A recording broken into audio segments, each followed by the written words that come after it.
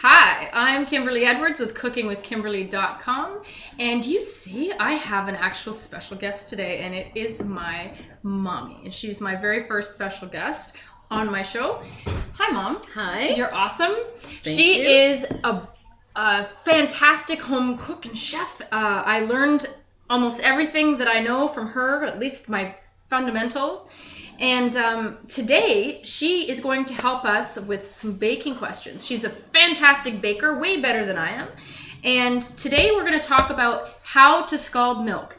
Scalding milk is something that confuses a lot of people. It is a very popular question that I get all the time. I've done a post on it. It's on the website. I'm going to include this video with this post now.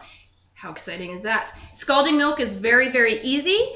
There was a few reasons why people scald milk. It's kind of an outdated practice now. It's not absolutely necessary. However, it can improve your doughs and your baking potential. Right. The texture. So the old school reason, what was the old school reason, Mom? Was because they didn't have pasteurization, because a lot of the home cooks lived on farms, and they didn't necessarily have that ability to pasteurize their milk. Now, what is your background with, what is your experience in your background with this? How did you learn to bake? Where did this come from? I was the youngest of 9 children. We lived on a wonderful farm down in Niagara-on-the-Lake. Ontario, Canada. Yes. And a beautiful area, by the way, just wonderful. It was the ideal life. It was idyllic, I should say. And you grew up with cows and farm animals and horse. They had orchards and fruit and veggies? Yes, always, every year. And my dad underdrained the farms because originally that area was marshland and it wasn't usable for fruit.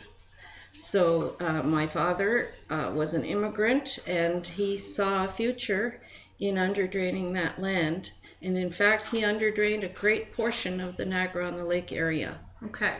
So you had a cow on the farm. What was her name? Bessie? Was that her name? Yes. Bessie the cow. Mm-hmm. So they would milk the cow on a daily basis, and they would get a bunch of milk. Now, it probably didn't look exactly like this. I'm sure it tasted a heck of a lot better, but the reason why my grandmother used to scald the milk for baking was basically to pasteurize, kill all the nasty bugs and crazy stuff you don't want in your food.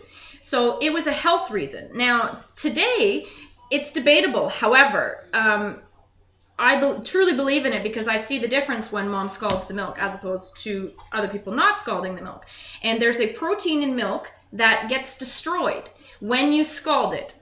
Scalding just means bringing it almost to the boiling point. It's like right there, don't want to really boil it. So what happens is you kill the protein that prevents your doughs from rising and increasing in volume. So you don't really necessarily need to for health reasons because your milk is pasteurized these days. But this is the reason why you do it. And Mom's going to show you how. I now have instructions on the site on how to scald milk on your stovetop. You can do it in a sauce pot on your stove. But today, my mom is very she's industrious, and she does it in the microwave. So we're going to do a quick, fast show for you in the microwave. Go Yes, to it, I'm Mommy. trying to get up to date and modern. Isn't she cute? Happy Mother's Day, by the way. This is a special Mother's Day edition of my Happy show, Mother's Day, Cooking my with darling. Kimberly and Ingrid. Okay, so, Mommy, tell me what you've got here. I have 3 cups of milk that we're going to use for a recipe for some German Pürtschki. Okay. So it calls for scalded milk. So here we go. Up into your The Mikey. microwave. A typical microwave, nothing fancy. No, nothing fancy. It's very simple. I think it's going to take about 3 minutes for this amount of milk. Now, you babysit this, correct? You have to babysit it? Yeah. Okay. Yes, I do, because if it hasn't come to just the right stage of heat, it just won't do for me. So Okay, I and think it'll be about 3 minutes. You also have to make sure that it doesn't completely boil. Now, what you're looking for in this No. microwave, which I can't really show you because it has the protective front, you won't be able to see in, but you're looking for, we can see, just movement in your milk. It's just starting to do a little bit of boil, and that's when you turn it off immediately, take it out, bam, that's it. A few little frothy bubbles around the edge. Yes. That tells you you're done. And that's how to scald milk. So, and you'll use that for making bread, making buns, dinner rolls, things like that. What else? Did Grandma use it for anything else? Scalded milk? No, as far as I know, she used it primarily for her buns and dinner rolls and things like that. What was Grandma's reasoning for scalding the milk? What did she tell you when she taught you guys? First of all, she said, because that's the way my mother did it. And that's the way you're going to do it. And when Kim asked me the same question, I said, Kim, just do it. That's the way my mother did it, and I know it's right. And it's funny because my friends ask me the same thing. I go, my mom did it that way, and that's, darn it, that's what I'm going to do. It's been passed down for generations. That's the way it's got to be. I don't know if it's right or not, but it tastes awesome, and that's just darn well the way we do it. Now, immigrant-wise, they were Germans. Yes. Germans who lived in Russia. Southern Russia, yes. And what part of Russia did they live in? I always forget.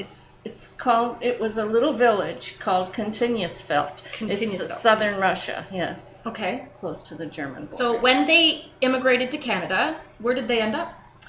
Well, how did they get here? They were supposed to go to the United States, but once they were on the ship, they were told that things had changed. They would be going to Canada. So they kind of a bummer. They got off the ship, yes, in the Nova Scotia area, and were put on a train. They thought they were going out to Calgary. That was the original plan, the second original plan. But when they got to Vineland, Ontario, in the middle of the night, with 3 little children. Not speaking a lick of English. Yes, remember? No English. They were dropped off at a train station that had not a person in it. In the winter. In the winter. And the babies were, of course, hungry and cold. And all 3 girls. They had to snuggle them into their coats and try to keep them warm through the night. In the morning, the train master came, station master came and realized that they were German. So he knew someone that could understand them, and they arranged for them to stay with a family. When they got there, they found out to their great joy that these were people that they knew, and they lived with them for about 6 months, and after that they came to live with Mom and Dad in another place for 6 months with their 6 children. So this is serious historical knowledge passed down through the ages on how to scald milk for baking. Well, you couldn't afford to have your recipe go wrong because oftentimes there was nothing to replace it. So you had to make something that would work, and when you follow a recipe, you just follow the darn thing, get it done. So not only was it for health reasons, but Grandma in the back of her mind, not even knowing the reason why, just that it worked, that scalding the milk helps improve the baking conditions of her bread recipes. Now, we didn't really babysit this because Mom is a serious pro at this, and she knows that our particular microwave only takes 3 minutes to do this. No, not really much more, not less. Was this cold milk or room temperature milk? This was pretty well room temperature. Okay. Mm-hmm. So, would you like me to take it out? Sure. Let's feel it. Use a glass measuring cup if you can. Perfect. It's perfect. It's steaming. You can tell that it's hot, but it did not boil. And that's what we're going to use. And today, what are we making today, Mommy? We are making pyrishki. Pyrishki. Now, pyrishki is a dough. It's a Russian-German Mennonite. Turnover. It's sort of thing. Kind of like a turnover. Yeah. Now svibak, it means twice baked. It's a special dough. Some people don't get it. If you're not German, Eastern European, I should say, you might not understand how we really enjoy this type of bread. It's different than any other breads that I've seen in other cultures. So this is a really down-home recipe that we, like, everyone in the family is like fights over these buns. And the pyrishki is actually the same dough as zvibak, which is just a dinner roll basically. But the pyrishki is filled with meat. Now, you can do all kinds of different doughs. This would also help you with your regular baking, your loaves and breads and stuff like that. Try it. If the recipe calls for it, check on Cooking with Kimberly. We have 2 ways to do it and an instruction video. I hope you tune into our YouTube channel, youtube.com/cookingwithkimberly and Ingrid, but it's still /Kimberly. Facebook fan page, follow us. It's facebook.com/cookingwithkimberly, and follow us on Twitter @cookingwithkime with a capital E. I hope you guys eat deliciously. Thanks, Mommy. You're welcome, love. Ciao, guys. Mwah. Bye.